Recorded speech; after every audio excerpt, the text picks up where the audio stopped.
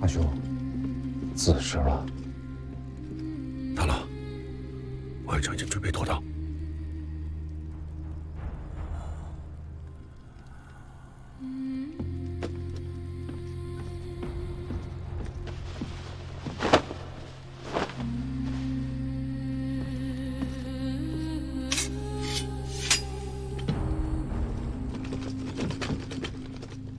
天下丧乱，神器无主，契丹难来。诸将性命富贵，不能系于皇口孺子。臣斗胆，请太尉以天下苍生为念，建作天子，以安社稷隶属。秋高马飞之时，契丹不曾南下，而今天寒地冻，草木不生，他们反倒南下了。他们的日子不过了吗？太原一遭，澶州又是一遭，今夜这是第3遭了。欺瞒天下人的鬼话说了1次2次，还有人信？今夜再说，是欺人还是自欺？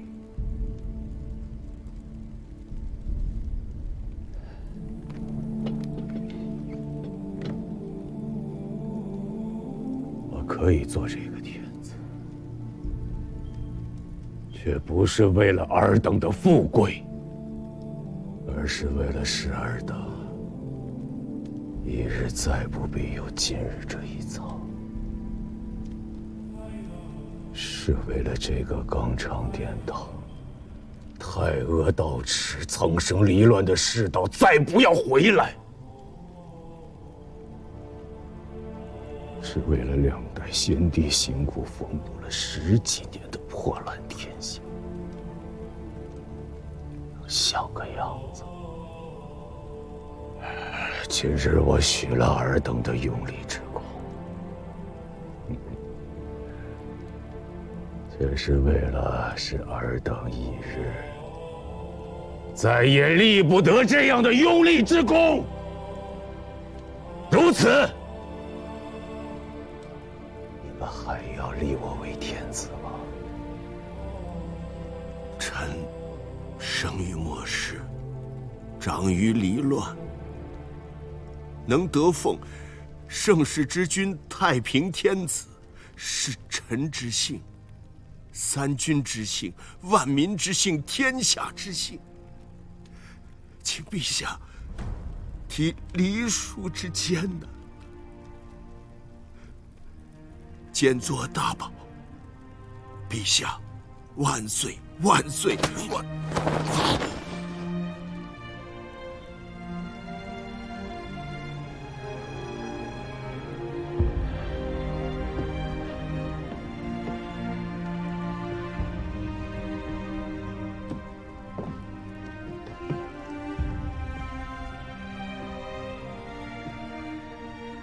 既然如此，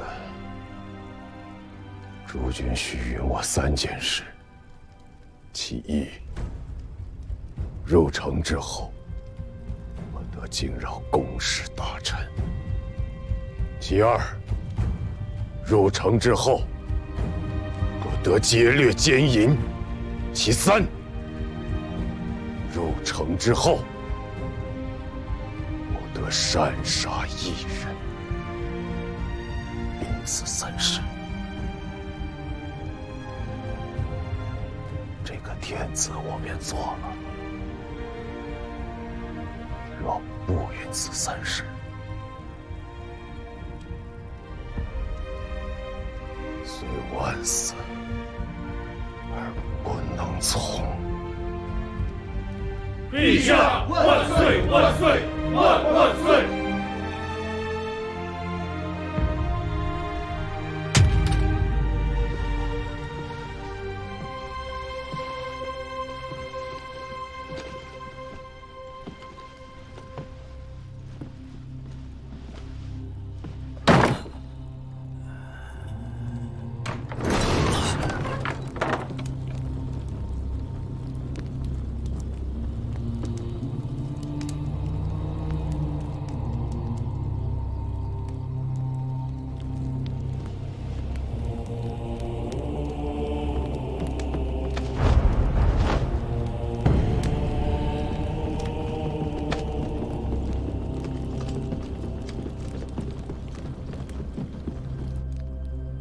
天简为归德军节度使，镇宋州。殷商苗一封，社稷为宋。今三军用命，天下归心，当以为神器之主。臣赵普昧死之言，请点检念天下苍生，请点检即皇帝位。请点检即皇帝位，请点检即皇帝位，请点检即皇帝位，请点检即皇帝位，请点检即皇帝位，请点检即皇帝位。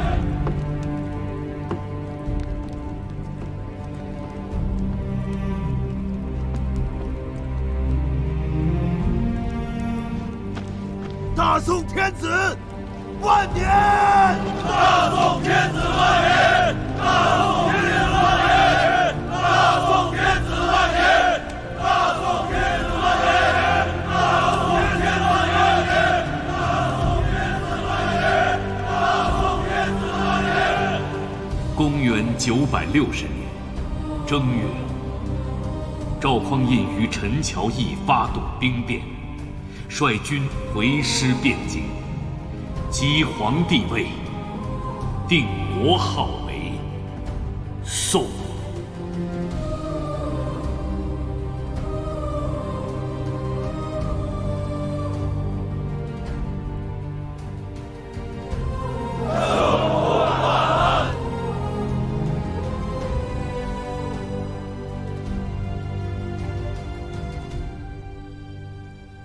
朱全忠以梁代唐，李存勖以唐代梁，石敬瑭以晋代唐，刘知远以汉代晋，郭威又以周代汉。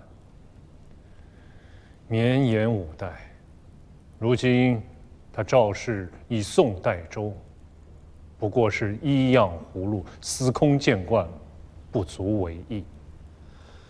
赵家大郎素来以忠诚、厚道、仁义、血勇著称，如今竟然也做了篡臣，思之令人唏嘘啊！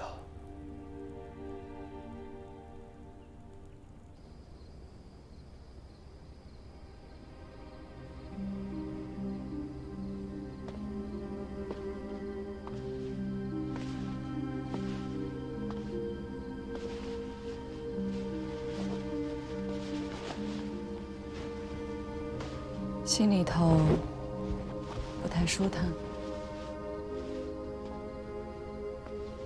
没什么不舒坦的，人总是会变的。是他们变了，还是你变了？怕是我们都变了。天底下最悲哀的事，莫过于此。今南、湖南皆已遣使汴京，称贺入贡。金陵李氏父子送去了10车珍珠宝贝，3个月以来，几乎每月都要打发使臣入京奉表，言辞悲曲。赵匡胤当世英雄，当年在寿州义军破石营，将南唐诸将的脊梁骨都打折了。他李氏是怕惹恼了他，挥军南下，杀了南唐这只鸡，给天下的猴子们来看。大王，奉表称臣之事，不宜再迟了。大王，善事中原大国，是祖训，亦是国策。当年在汴梁，孤与归德军节度使以兄弟相论，尊其父赵弘殷为叔父。如今他错了中原天子赵家，便是天家，于尊于亲，理当避讳。孤名字里的这个弘字，不宜再用。自今日起，更名前处。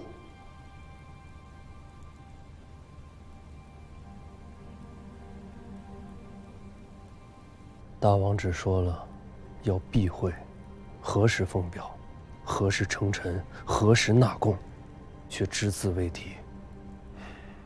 此乃国之大事，大王切不可任意而为。王妃当见之。你还不去睡啊？你也没睡啊，还来管我？我没事。还说没事，整日间神思不属的，也不肯说句明白话给下面的人，弄得那帮相公太尉整日疑神疑鬼。你这分明啊是又钻牛角尖了。我是不是又做错了？你是谁啊？你是钱家九郎。纵使已经做了10年的国主大王，官拜尚书令、天下兵马都元帅，那又如何？九郎就是九郎，热血、义气、侠义担当。但凡是他想不通、不认可的事儿，挑老子来说也没有用。吴越之地是中原大国，这是祖训，也是国策，这些都不假。但是有一条，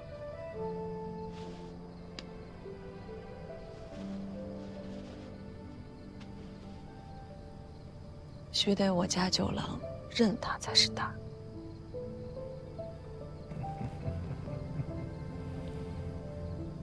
我只认你。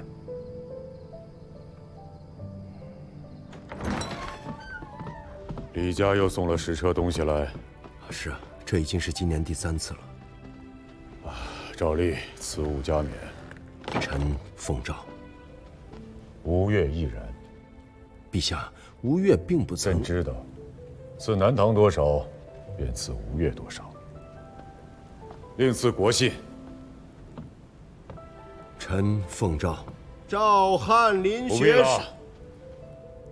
这封信，朕自己写。大王，这已是第8封国信，于情于理，大王都不该无动于衷啊！大王，沈相公这是谋国之言，御笔亲书国信，大王当亲笔复之。孤不善文墨，回信就你们俩替孤写吧。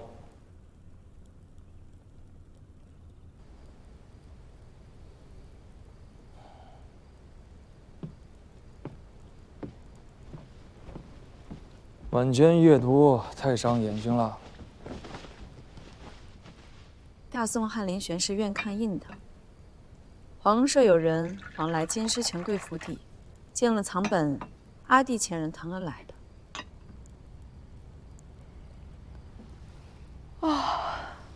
困了，睡觉。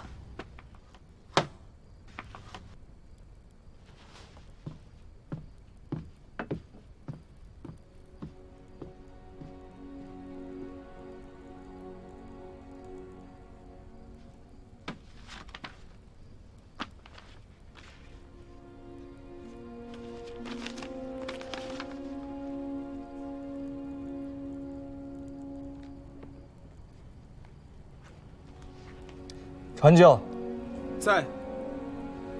丞相府和通儒院，拟就称臣表彰，准备贡品，以元帅府判官为贡使，出使京师。诺。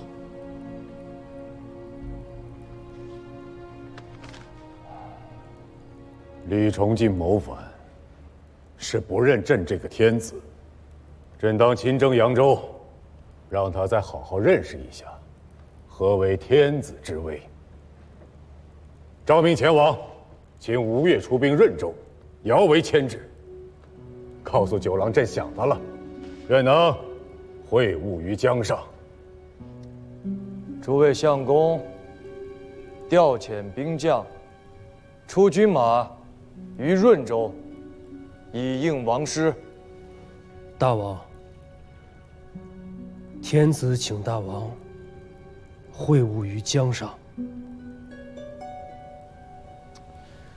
哎呀，孤身子不爽练，此番不亲征了。臣参合吴越国王前出，因需义志，无人陈礼。你叫什么名字？臣殿中侍御史王晃。范相公，臣在。如今最远的县在哪里？接州、福津。殿中御史王晃，初为监福津9税。吴越前王的忠义，岂容宵小之辈挑拨离间？辽遣都营校一案已查问明白，指挥副使程越贪墨兵饷，盗卖军资，苛问士卒，以至于激起变乱，致河都对头以上官佐6死11伤。内都监署依刑律拟了问剿，为其祖父顾太师、张义军节度使程吉追随武肃王开国有功，宜酌情减免，为斯恩赐上出，孤没有恩免于他。让陆彦珠拿着先王那柄刀，将他拖到老太师墓前砍了。是。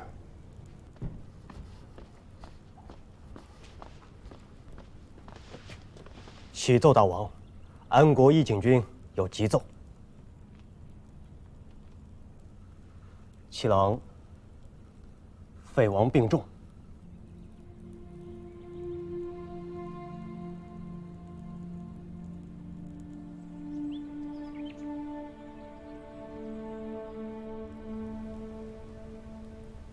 七哥，我在。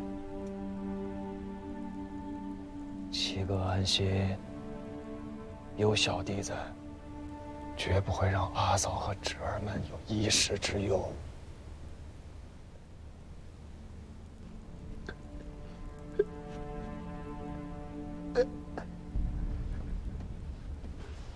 阿平，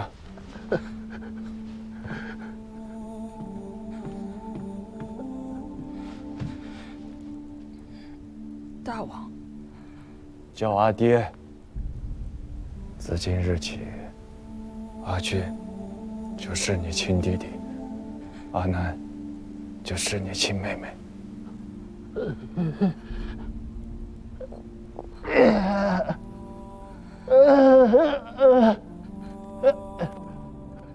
臣，儿臣叩谢父王。阿平很好，有辱六伯父之风。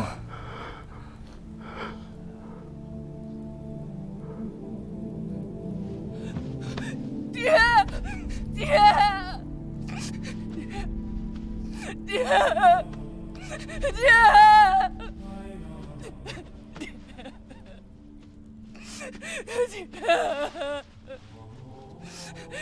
爹，爹！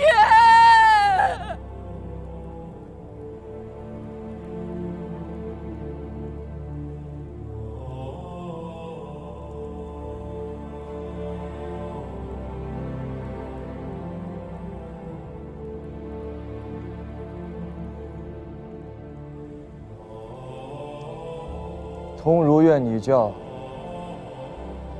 臣奉教。孤的长子为质，聪慧守礼，读书有成，居长有范，着授内衙诸军都指挥使，判军粮营田事。大王，臣奉教。来，父王，叫阿爹。阿爹，军粮、营田，皆关乎军国大政，儿不懂。9章学通了吗？粗通而已。那便够了。这是你们的长兄，阿平。阿南见过大郎兄，这是大郎兄，还不快行礼？阿俊见过大郎兄，见过阿妹、阿弟。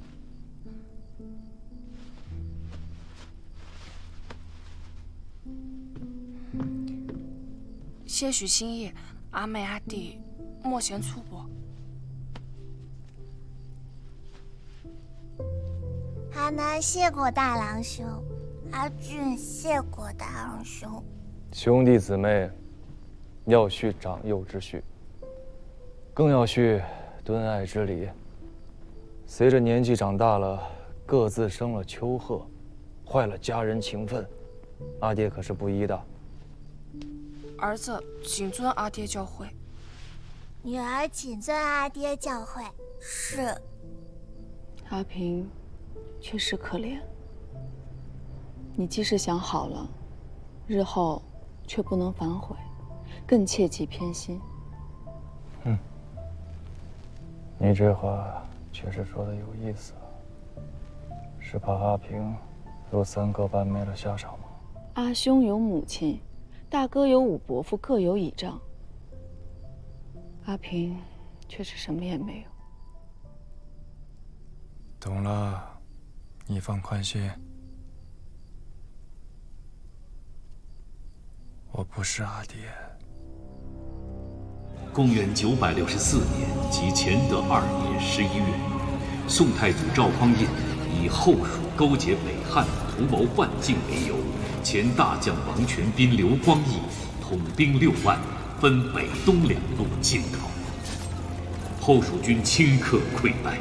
次年正月，后蜀主孟昶出降，然宋军主帅王全斌下令虐杀以降蜀兵近3万人。此等骇人暴行，历使蜀地民心背离，激起大规模兵变。消息传开，江南诸国震撼，宋之统一大业亦为此蒙上阴影。孟氏举城而降，蜀地人心未服。文州刺史全师雄举兵而返，自称新国军节度使，蜀人多有响应。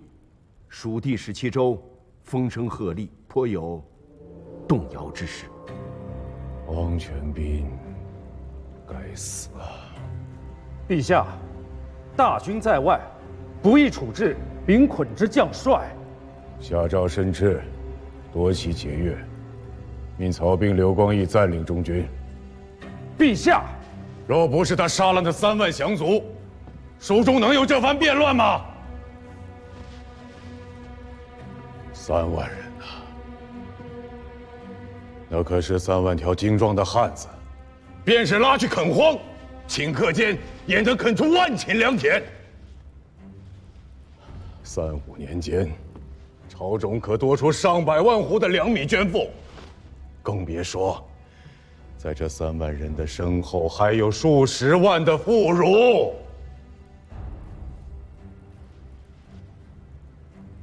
孟氏依然降了，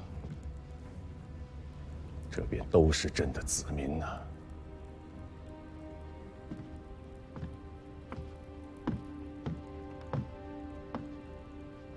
王孟两家在蜀地经营了几十年，人丁户口颇有滋生，粮秣甲仗多有机灵。取益州之资财，充南中之军事，此乃朝廷的国策。可他王全斌倒好，一通大杀，杀得田亩之间再无劳力，杀的妇孺皆视朝廷为寇仇。再加上全师雄这一乱，蜀地怕是没个30、50年缓不过这口气呀！朕只怕天下都定了，川蜀依然是朝廷的祸乱之源。100年、200年，朕不知道何时能够平息。陛下息怒。他杀了3万人，以天下300年之大祸患。朕没有当即砍了他，已然是看在阿爹的面子上了。兵交将汉，兵为将友，上下裹挟。此中唐以来200年之积弊，白马亦如是，兴教门亦如是。长安天子魏博压兵，5代以来鼎益之机莫不如此。王全斌是自兴教门之变过来时的老人，积习难改而已，并非出于顺逆之心。朕不在意他的顺逆之心，朕在意的正是相公方才所言“积习难改”4字。子平以为呢？陛下，秋岁将至，正是取士之时。臣请旨开长科，以录天下文士，足国家全选之采用。朕问你如何处置武将，你却说要开科取录文臣。薛钦这糊涂装得好啊！文武之道，一张一弛，岂曰糊涂？